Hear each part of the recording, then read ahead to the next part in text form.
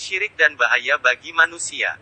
Pengertian syirik. Syirik dari segi bahasa artinya mempersekutukan. Secara istilah adalah perbuatan yang mempersekutukan Allah dengan sesuatu yang lain. Sedangkan orang yang melakukan syirik disebut musyrik. Syirik modern yaitu syirik yang tanpa terasa dan disadari banyak dilakukan kaum muslimin. Tidak hanya terbatas di kalangan awam bahkan juga di kalangan intelek. Tidak hanya di kalangan yang berpendidikan rendah bahkan juga yang mengecap perguruan tinggi. Contoh syirik modern. 1. 4 panen melimpah karena keprofesionalannya mengolah tanah pertanian. 2. Jabatan yang diperoleh karena kepintaran, kedekatan atau kepiawaiannya memanfaatkan bantuan orang lain. 3. Menganggap yang menyembuhkan penyakit adalah dokter, tabib atau obat yang diminum. 4. Tubuh tetap sehat dan bugar karena pola makan yang seimbang atau olahraga yang teratur. 5. Anak-anaknya pintar karena gizi yang diberikan memenuhi standar gizi yang ditentukan. 5 bahaya syirik bagi manusia. 1.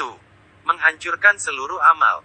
2. Jika meninggal dalam keadaan syirik, maka tidak akan diampuni oleh Allah. 3. Pelakunya diharamkan masuk surga. 4. Kekal di dalam neraka. 5. Syirik adalah dosa paling besar. 6. Perkara pertama yang diharamkan oleh Allah. 7. Sulit menerima kebenaran. 8. Hanya akan memperoleh kesenangan sementara. 9. Amalan dan harta yang dinafkahkan sia-sia. 6. Cara menanggulangi syirik. 1. Dengan memperdalam keimanan kita kepada Allah dan Rasul-Nya serta ajaran agama Allah yaitu Islam. 2. Terbiasa dengan kerja keras dan berdoa pada Allah dalam setiap pekerjaan yang kita lakukan dan mengharapkan hasil yang terbaik hanya kepada Allah.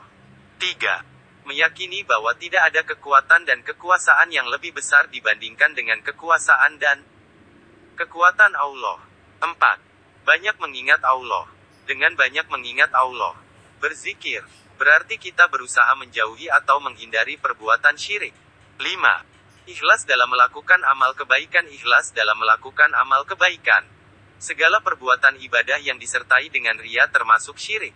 Agar terhindar dari perbuatan ini maka setiap melakukan amal baik hendaklah dilakukan dengan penuh keikhlasan.